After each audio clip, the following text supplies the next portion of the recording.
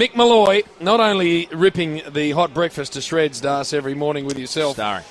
Just taken what was already a juggernaut and exploded it into the stratosphere. But also a very, very passionate Richmond fan, as we've known for a long time. Hello, Mick. How are you, boys? Mickey. Thanks for having me. Straight off the bat, Gary, Yes, I want mate. to say the Gary Pert lookalike. I'm calling it champagne comedy, which is the highest accolade I can pay. Tell you what I'll do. For you, I'll let you go with it on Saturdays before the game. Can I have that? You can have it. I can have that. Don't worry about that, Mickey. That is gold. That's a tough room, my friend. I thought you come to the table, you were Just packing. an observation, Mickey. It was more than Contributing. that. Yeah, I thought so. It was a landmark moment in Australian TV. Help yourself to that one, Mick. He's an old school Richmond fan, Yes. Mick, because he goes a long way back. You know that before round one in studios, Mick was actually warming up before the game had started. Bloody Tigers! Actually, hadn't lost yet, and you were warming up, just getting into. That's getting my into voice. pre-season. No Tigers! Oh, Tigers! So just getting into full throttle. Hey, Mickey, it's a great story who you come and watch your footy with. Do you mind telling us that one? I don't. Most boys who follow a team follow it because of their father. My father was in the Air Force and he was from Queensland, so he never barracked for an AFL team. So when we arrived in Melbourne, I went to Mount Eliza Primary, grade 5, didn't have an AFL team. So I've walked in and there were 2 empty seats, and I sat next to a bloke called Darren Chow, and he bagged for Richmond. So I decided I would bag for Richmond. And we still go to the footy every week. He's here tonight. Yeah, thank you. And every time we leave, I go, thanks a lot. Thanks a lot. I could have sat next to Jim Smith and he bags for Hawthorn. Well, just following on from that, Mick, how do you explain the long-suffering mentality of Richmond supporters? When you look at the last 20 years, Yeah. how do you do it? How do you front up with this enthusiasm every week? I think it's testimony to the timber of the club. Long-suffering, by the way, is redundant. When you're talking Okay, about just suffering. even that's redundant. You know, as soon as you out yourself as a Richmond supporter, I was fortunate enough to go to a grand final, and it was 1982. It was Richmond Carlton. We were raging favourites, and we got beaten. I don't want to go into it, but the story is interesting because I was going out with my first girlfriend I'd ever gone out with. I was in year 9, a beautiful girl. I was in love with her, and she got me a ticket to the grand final, and I just couldn't have been more in love with her. Anyway, on the morning of the grand final, there's a knock on my door. I opened the door, and she was bawling her eyes out, this beautiful little girl. And I said, what's wrong? She goes, I've just been diagnosed diabetic, and I have to go straight to Frankston Hospital. And I said, so you won't be needing your ticket. And we have not won a single thing since. So it's possibly down to me. What about you here tonight? We've been discussing the game and we've been talking and debating different players. Which one floats your boat? So who's the one that you sort of got a soft spot for, and which one just drives you nuts?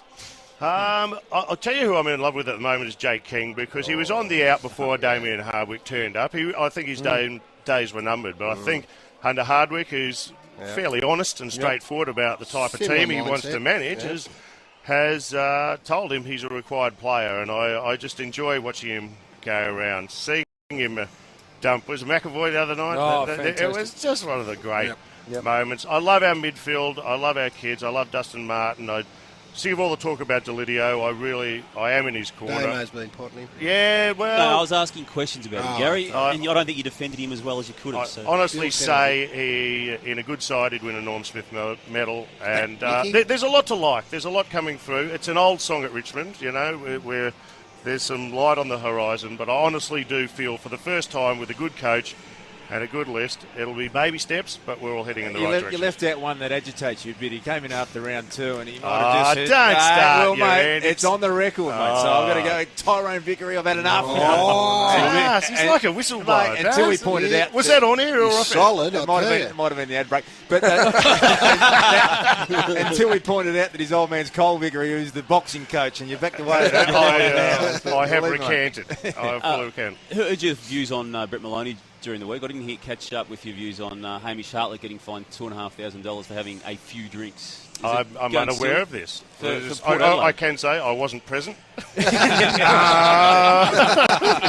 And that's new for me to say that, Your Honour. I'm unaware of this story. Fine $2,500 for a few drinks. It's what's your take on footy clubs and penalising and sanctioning players? Look, I'm dead against it. I just think we've all overreacted, and there's something called a mobile phone and Facebook and this new technology, which means everyone's under the microscope, and I just feel it's getting out of hand. I would rather see it taken care of in-house, and I don't think it's anyone's business myself. Airborne just playing in the background if you're wondering what Not the a noise bad, is. not a bad outfit. No, Airborne. not bad at all, and they've got a big shirt off. Not wearing an the outfit. shirt off. No, very good. Now, Mick, some stuff just lands in your lap, and during the week, I saw an article surrounding the Collingwood the musical, and I then had to listen to the Hot Breakfast just to see what treatment you gave it. I honestly believe this will be the gayest musical since The Boy from Oz. I just cannot. And one thing we know about Collingwood the musical, it won't be touring, because they don't like travelling this lot, do they? They're not allowed to. I reckon the first half, before interval, Yep. will be directed by Michael Malthouse, and the second half by Nathan Buckley. Is that what I Who'll spent- play Ed? If you had to call it, let's go round the room. Oh, Who do we reckon should play Ed? And we go. I'm going with Todd McKinney. I'm going with John Howard.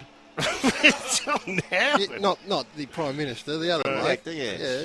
Do you reckon anyone's going to push him out the way to not play himself? Just on that, Mickey, would you rather?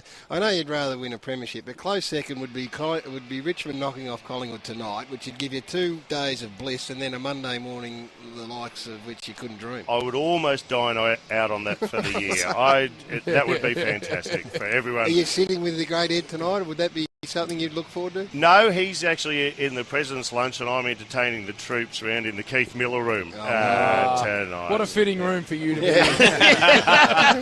Well, I tell you what, if I was half the man he was, I'd still be way out in front. That's how I spend my breakfast. Ed cops a few from Mick, and he starts with a little laugh as though he likes it, and then the head starts to go purple. And then we go to an ad break very quickly. That's right. If you ever hear 2 songs in a row, you know it's gone pear-shaped. Gets a little frosty from time to time.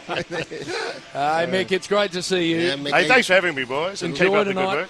great of you to drop in, Mickey, and we are right with you with Jakey, the push-up king. Oh, so yeah, fantastic. look out. I've got a good feeling about tonight. All right. Really? Really? Oh, He's good man. All right, we're Not going sure to what it's based on.